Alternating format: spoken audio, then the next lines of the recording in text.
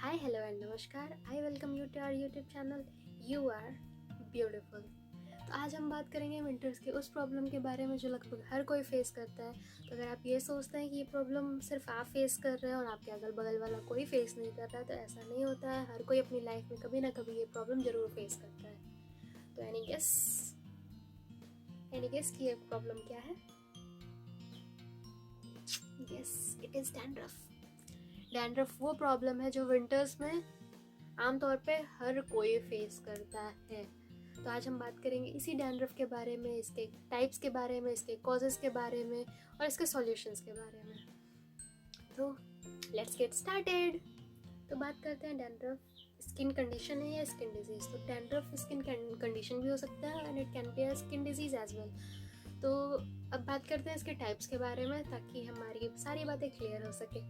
तो डैंड्रफ के 4 टाइप्स होते हैं। First, dry skin dandruff, second oil related dandruff, third fungus related dandruff and fourth is the skin disease related dandruff.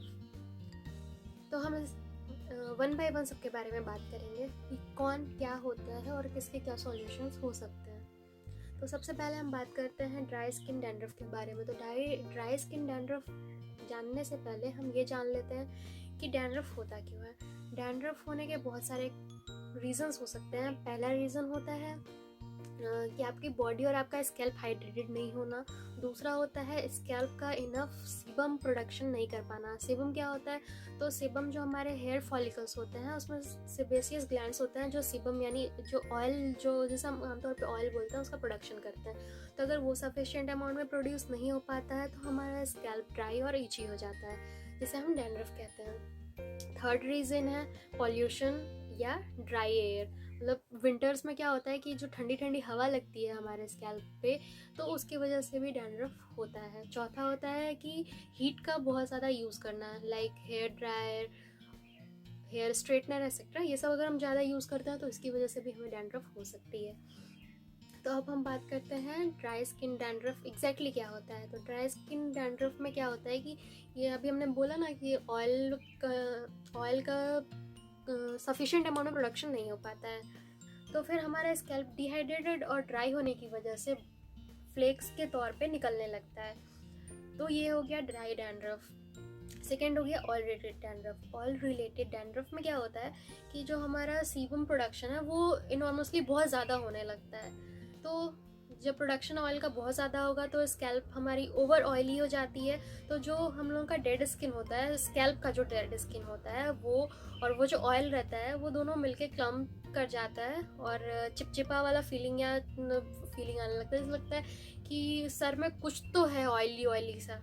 तो ये हो गया ऑयल रिलेटेड डैंड्रफ। अब हम बात करते हैं फंगस रिलेटेड डैंड्रफ की। तो हमारे हेल्दी हेयर के लिए नेचुरली कुछ फंगस प्रेजेंट होते हैं हेयर में, बट अगर यही फंगस का ग्रोथ रैपिडली होने लगे, बहुत ज़्यादा अगर ये क्वांटिटी में हो जाते हैं हमारे सर में, स्कैल्प में, तो फिर वो एक स्किन कंडीशन बन जाती है। तो फिर हमारे स्कैल्प फ्लेकी ईची होने लगते हैं और क्लम्सी सा होते हुए, क्लम्प बनते हुए फिर वो हमें अनइजीनेस का फील कराते हैं। इसकी वजह से हेयर फॉल बढ़ जाता है, हेयर ड्राई हो जाते हैं, डल हो जाते हैं। तो ये रहे 3 टाइप्स के बारे में। 4th टाइप होती है डिजीज़ वाली, डिजीज़ रिलेटेड डैंड्रफ।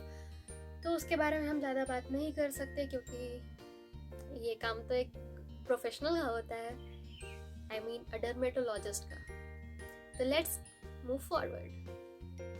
तो हम इसके पहले की ये बात करें कि हमें किस डैंड्रफ के लिए क्या करना चाहिए, उसके पहले हम ये जान जाएं कि जो स्किन डिजीज़ वाला जिसके बारे में बात किया था, डिजीज़ रिलेटेड डैंड्रफ, वो एग्जैक्टली होता क्या है, उसमें सिम्टम्स क्या होता है। अगर आपके डैंड्रफ के साथ आपको स्कैल्प रेडनेस दिखे, स्कैल्प में अगर आपको रेडनेस है तो you must contact your dermatologist, क्योंकि ये एक स्किन डिजीज़ हो सकती है। सो अब बात करते हैं कि किसका क्या सॉल्यूशन है, हमें क्या करना चाहिए अगर हमें उस टाइप का डैंड्रफ है। अगर हमें ड्राई डैंड्रफ है तो पहले बात करते हैं शैम्पू के, कि हमें शैम्पू कैसे करना चाहिए।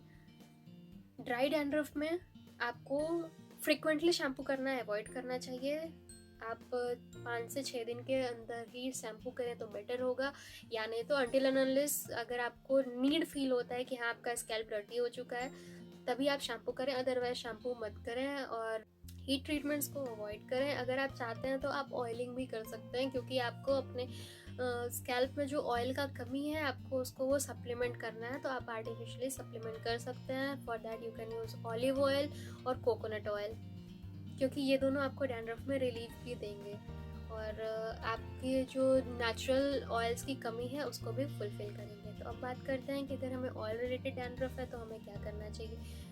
तो ऑयल रिलेटेड डैंड्रफ है तो इसका मतलब ये नहीं कि आप ओवर वॉश कर देंगे हेयर को, बट हाँ आप 2 दिन के गैप में आप हेयर वॉश कर सकते हैं, क्योंकि आपके स्कैल्प में ऑयल प्रोडक्शन बहुत ज़्यादा हो रहा है, तो आपको ऑयल से रिड लेना मतलब ऑयल से छुटकारा पाना कंपल्सरी है। तो आप 2 दिन में हेयर वॉश कर सकते हैं, यानी तो जब भी आपको ज़रूरत पड़े। आप लेट भी कर सकते हो, 2 दिन से 1 दिन लेट भी कर सकते हो, 3 दिन में भी हेयर वॉश कर सकते हो, अगर आपका हेयर वैसा गंदा नहीं हुआ है तो।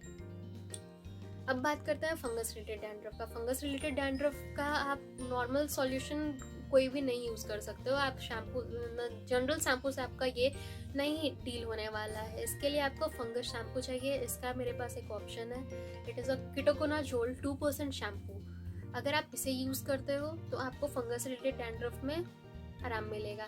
ये शैम्पू आप फंगस रिलेटेड डैंड्रफ के साथ साथ आप ड्राई स्कैल्प डैंड्रफ और ऑयल रिलेटेड डैंड्रफ में भी यूज़ कर सकते हो। मैंने ये शैम्पू यूज़ किया है, ये शैम्पू के बारे में हम आगे बात करते हैं। और आपको कोई भी स्किन डैंड्रफ हो, I mean if it is dry और ऑयली और फंगस, आपको हमेशा ही माइल्ड शैम्पू यूज़ करना है। आपको कोई भी हार्श शैम्पू नहीं यूज़ करना है, क्योंकि अगर आप हार्श शैम्पू यूज़ करोगे तो आप अपने स्कैल्प को फर्दर डैमेज के लिए आप खुला छोड़ रहे हो, आप इनवाइट कर रहे हो फर्दर डैमेजेस को कि आओ और मेरे स्कैल्प को डैमेज करो।